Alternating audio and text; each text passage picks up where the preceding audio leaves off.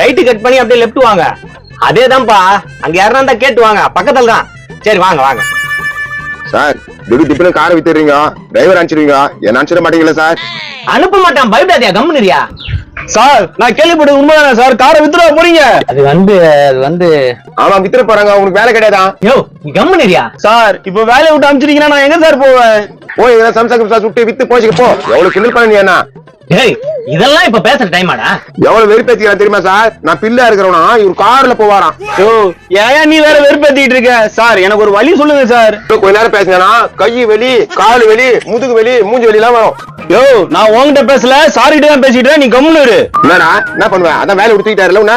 ராஜேந்திரா கொஞ்ச நேரம் கம்முன்னு இருப்பா. கவனிக்கிறேன் சார், அவன் அனுப்பிச்சு விட்டுருவான். மூஞ்சி பத்தால வெறுப்பாக்குது. இந்த பாரு கோபால, நான் வேற வண்டி வாங்கிக்கிறேன், அதுக்கப்புறம் வந்து ஜாயின் பண்ணிக்கிறியா?